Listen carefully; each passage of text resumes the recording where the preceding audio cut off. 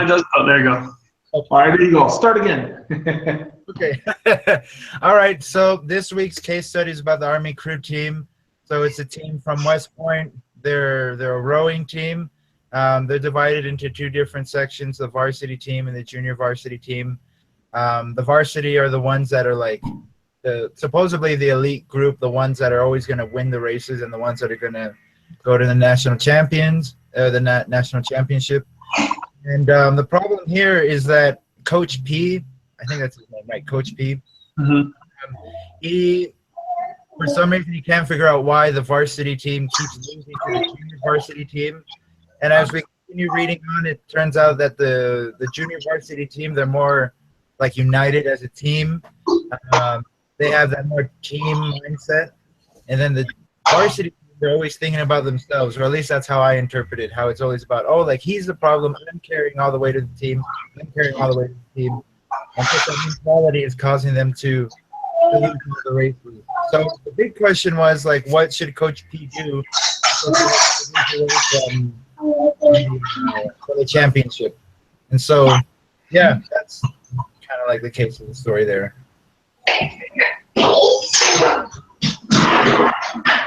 Did anyone else hear it? I can't hear a lot.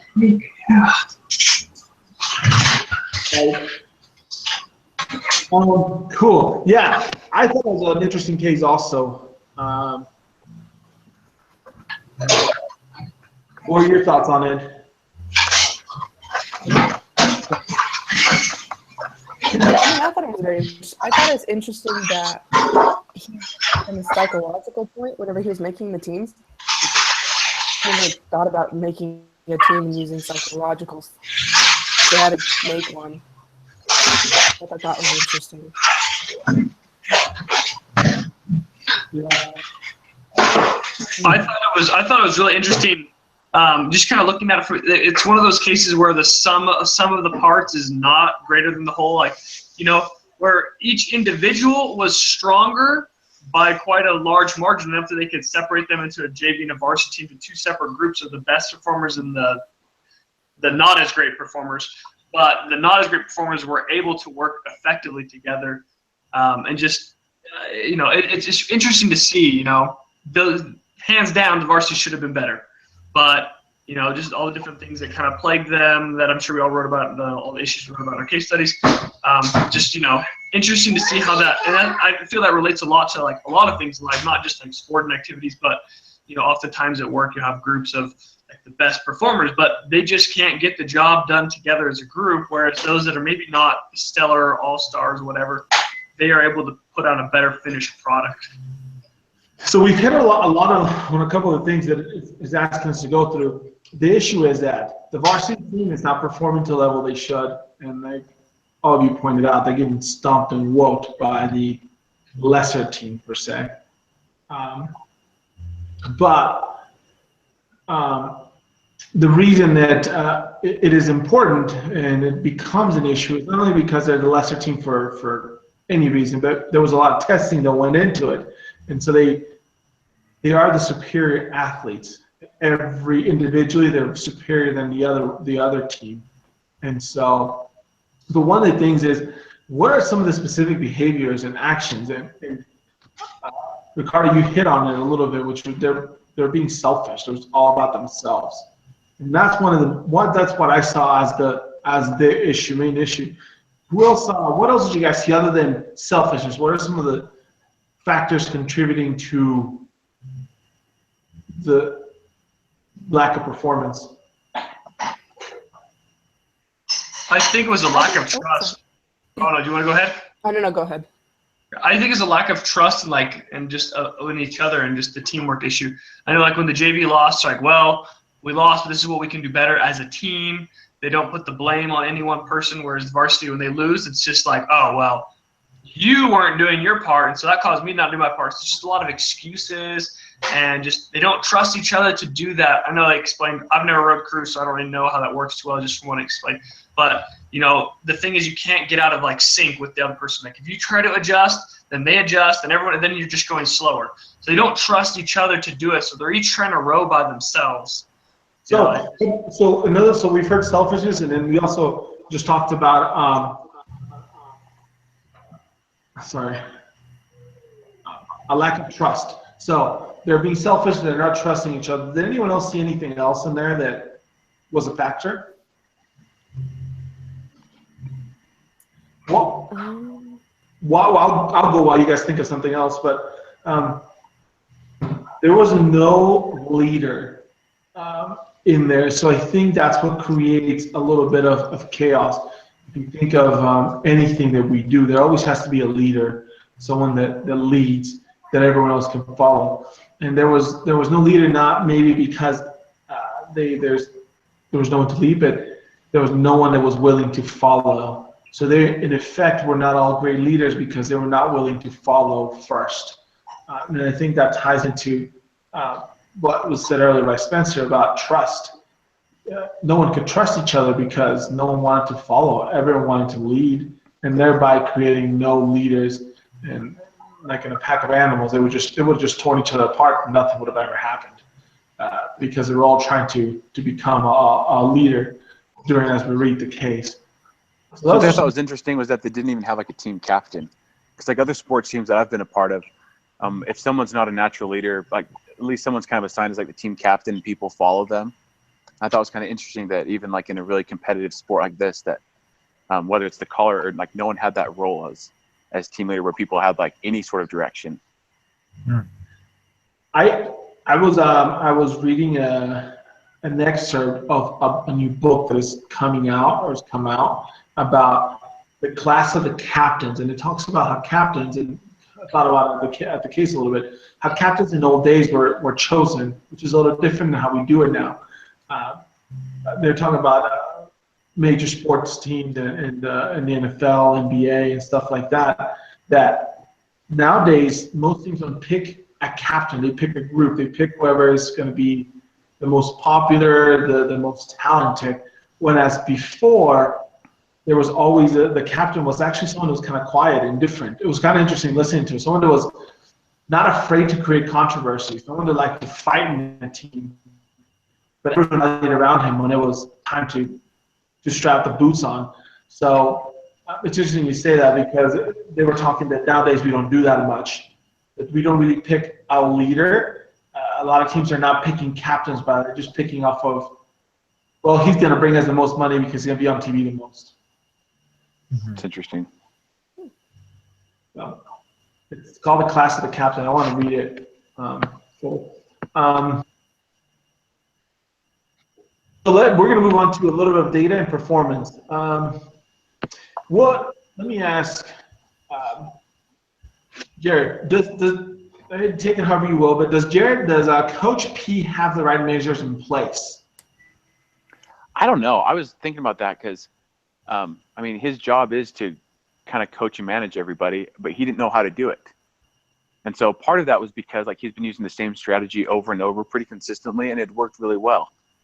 But I guess like as the case described, he'd done everything kind of like mental, physical tests like that. And so on paper, he had the best team available. But for some reason, it's like once it came to performance and working together, they weren't able to get it done. And so I think that's really what the case was about was, okay, what is the coach doing wrong? What can he do differently? And so, yeah. And so I guess like what I gathered from that was he needs to figure out a way to get the team to build together. And I think he was trying to do that near the end by having them talk together, but it didn't really go well. So I think he's trying, but I think there's still like a lot more that needs to take place. Justin, what do you think he could do? What do you think he could add? What other measures? How do you think he should go about it? What would you change? What I change? I'd probably. I'm sorry, Jocelyn. Let Jocelyn. Oh yeah. Oh, what do I think that the coach could change in it? Yeah, what measures should he have? With what he has, how should he go about it and do it to improve? I almost think that he should maybe try splitting up the varsity and JV and see if maybe combining some of the players that he thinks are okay on this team maybe could benefit the people on varsity. I think that'd probably be a good approach just to see if a difference or something, because you don't want to have too many big leaders on one team and then having, I guess, not so big. I don't know, but that's just what I think. You don't want to have too many big head honchos on one team. They'll clash. Ricardo, what things should he remove? What things is he doing that he should stop doing? One thing I think he should stop doing is because, like, as I kept reading, he kept doing like physical tests to see if the people that he chose for varsity was like really physically able. And well, I think for me, I thought it was a waste of time because they're on the varsity team, so they're obviously already the most, physically stronger ones. So I was thinking one thing he could do is just kind of incorporate like team building activities and just kind of more focus on that teamwork leadership aspect of the group. And yeah, because he already knows he has the strongest ones on the team. He just needs to like focus on something else. If that makes sense. Spencer, so why do you think, or with everything we've talked about, why does we kind of gone over this a little bit, what does the data suggest one thing, but the performance is different with everything we just talked about? That's an interesting question. I think that's the real question that Coach P has, is why is the individual data and everything say they should be better, but they're not. I don't know. I think there's quite a few reasons we've talked about that, but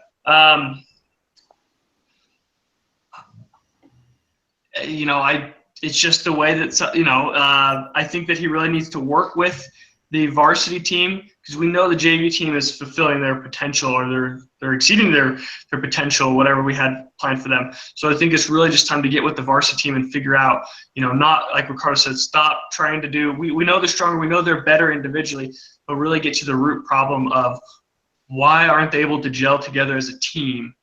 I think that's what Coach P really needs to do. And data is data, and it's great for analyzing, looking at things, but when it says one thing and it doesn't actually show, you really got to get down to why isn't the data showing the correct, or why aren't they fulfilling to what the data says they can do? Yeah. So where it leads us next is what our final strategy is. It should be, but we talked about that. He keeps doing kind of the same old thing. He hasn't changed his recipe. It's one of the things we talked about. And then maybe he should stop pinning them up against each other in practice to push them. Another thing that was mentioned was maybe separating the teams and mixing them up a little bit. One thing is that he did try to do that, if I remember correctly, and it seemed that whoever he put on the varsity team from the JV team was hated, and the varsity team will still lose. And then when whoever he brought down from the varsity to the JV team, they would perform really well, and the JV team would still win. You guys remember that? Mm-hmm. Yeah. So not to say you're wrong, but just kind of playing a little bit of devil's advocate here. Like, he did try a couple different things that didn't seem to work, and it hints at well, don't know what's going on. Like, I was kind of lost at it too, because why does that outperforming? Was it the boat? Was it the kayak that just had special sauce or magic? I think that's a good question, because like the reason I was a little bit late on this call is actually out riding motorcycle, and I got stuck in some traffic on the way back. But I have like all these different performance parts on it, and on paper, if you put them on, it's gonna give you more horsepower and faster acceleration, all these things. But I also need to it's fuel injectors, that's computer controlled, and so it has to be reprogrammed to be able to take on all those performance parts to be able to perform better. And so I think similarly with this team, he has all these high performers, but he kind of needs to like reprogram how the team works together, because they have all these high performance things, but they're not able to work together. And so he needs to find out, what can I do to kind of bring like all these great people together and have them work together in sync? Because if he can do that, his team's going to kick trash. Yeah. So we talked about kind of some of those changes for the final, for the upcoming finals, and I think we all kind of agree, like, some of the things that he's already tried, maybe not pinning them against each other. But is there anything specific that you guys could point to as you were reading? Are we like, you know what? If you were Coach P, we'll each put ourselves in Coach P's shoes and say, hey, the finals in a week, I need to win. What do I do? So if every one of us will just go, we'll go from Jared, then Jocelyn, then Ricardo, and then Spencer. We'll go on what each one of us would do for the team. Just very, very short, a sentence, no longer than that. Here's my action plan. So we'll start with Jared. Okay. I'd probably just put the team in a room together and tell them they have 10 minutes to try to, give them a certain time limit and say, you have this much time to figure out what we're going to do. And then we're not going to talk about it again. We're going to go out there and get it done. I would definitely work on teamwork and making sure that they have a relationship with one another, because that really is what makes a team. How about you, Ricardo? So I would have to say pretty much something similar to what was said before. Like, they need to focus on the team, a team building activity, and just get that unity together to get that team going. Spencer? I would swap the teams. Not individual people, I'd swap the entire team. The JV is now varsity and the varsity is now JV. Oh, that's good too. Right? If you don't have time to get them to, they haven't been able to do it, maybe they, put the winning team forward. Yeah, so for myself, I thought of a couple things. I thought kind of what y'all said, communication, but then, because I was talking to my wife about it, I said, well, communication is not the same for everybody. Sometimes you can't just be calm but I would just let them yell it out. Communicate however they will. And go from there. I think that would make it better. In an early life, so I actually, when I first started college, I went to a different university. I played college football there for 3 years. And then things happened to stop, so finishing school now. But we had a time, a little bit like that. We had a young freshman class, I was part of it, and we all thought we were pretty good. We had a hard time in our defensive line getting all of us playing on the same page, because we all had big egos and we thought we could play really well and do our own thing without trusting on each other. Mm-hmm. And if any of you play sports, it's a lot of fun. Growing up, I had coaches who were very, very intense, and they cussed, they yelled, and we fought a lot, actually. And so one of the things that before our second game we did, coach let us fight. He started pushing us around, and he made us all fight. And we actually got a lot closer after that. A leader was established. It's kind of primitive, but that was our way of communicating. A leader was established, and then we were all able to follow after that. We communicated through aggression, but it worked. So I think communicating at any level is what I would do. Let them communicate how they will, because that worked for us, and it was a really fun season after that. Yeah, I like the idea of letting them communicate on how they need to do it instead of sitting down in a very academic sense. Let's do pros and cons. That may work for some people, but I don't think that's going to work for this group of guys. Yeah, it may be very unorthodox, especially at West Point. But I mean, these are by nature going to be aggressive and macho guys, and so just however they need to do it. Yeah, just, I want to say like lock them in the octagon, but, let's just supervise it. I don't want anybody getting killed or maimed, but, however they need to get it out of their system and do it. Yeah, I think that's a great idea. Something I thought about was looking at that last page where it showed what each position in the boat did. I mean, I had a basketball team where the guards would kind of hog the ball, wouldn't pass it in. And so one practice, the coach had them switch and told the big guys, you're not going to play guard, but don't pass the ball in, do what they do to you. And so being able to experience someone else's position and realize the value of it, or how you were acting inappropriately, kind of helps you gain a better respect for them. So maybe if you just switch their positions in in the kayak or whatever the thing is, and kind of let them figure out okay, this person does this, this is harder than I thought, or this is different, and just kind of gain an appreciation for each other. Yeah. That's a good idea. I like that idea. Jocelyn, with that,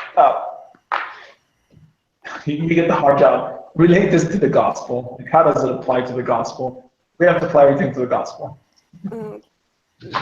Um, You can use a lifeline. Use Ricardo as a lifeline if you need to. Call a friend. Call friend.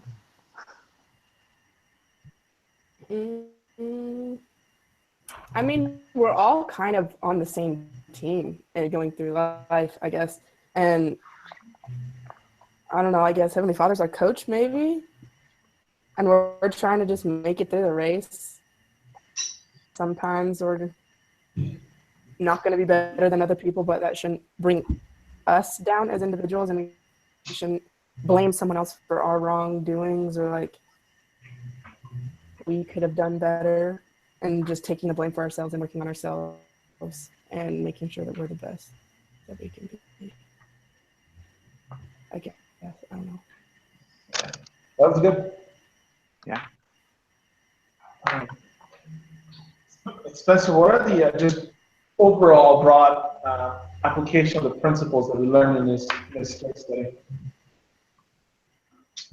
Some of the principles that we learned here. Well, I think we learned we talk about the principle of communication and how to communicate in different ways. Also learn the importance of teamwork. That individually we all may be strong, but if we don't actually put it all together to good use, we're just going to be fighting each other. Another principle. I just think having the correct mentality. I know the JV team, they really had that mentality, the winning mentality, they're doing it for each other, the right reasons. I think if you're not right up in your head, you're not going to do it. I always remember wrestling in high school. Dan Gable, the real famous Olympic wrestler, he'd always be, wrestling is 75% mental. So if you can beat the guy in your mind before you even get out onto the mat, so you're going to win. So just having the correct mentality. Yeah, one of the things that so that's connecting to the principles of this week. One of the things that we learned, and I did think about, is I feel like Coach P was hacking for a long time at the leagues. He wouldn't go at the root of the issue, which he knew that they weren't getting along. He knew that they were struggling as a team.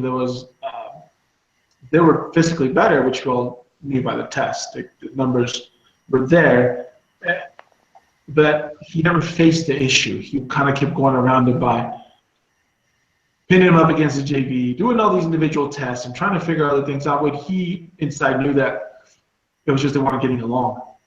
And I think that could have changed also. He could have tackled that head on from the beginning. I think he kind of instigated, I don't want to say instigated, but he kind of allowed that to foster that criticism, those backstabbing, because, I understand his point in saying don't send criticism to your other teammates, send it to me. But they just sent it to him, they just vented, and then nothing actually ever happened. And he didn't allow the other teammates to know, hey, these people have a problem, this or that. It just kind of just vented to coach and then continued on in the same old, same old. Yeah. Yeah. What are the comments you guys have about the case? Did anyone find out how the case actually ended?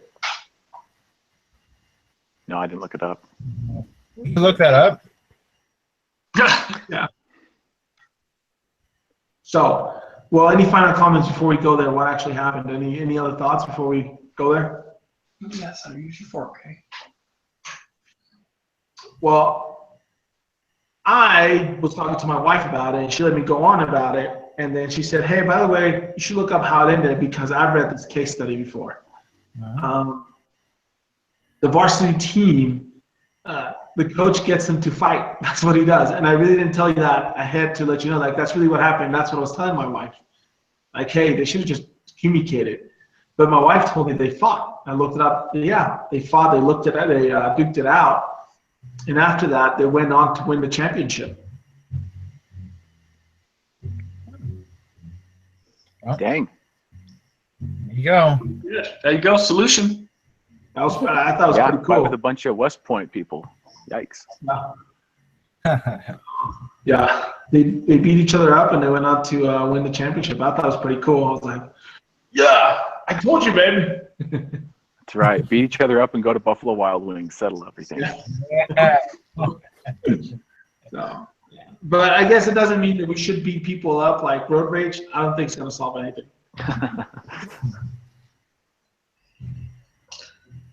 Yeah. Any last comments, guys?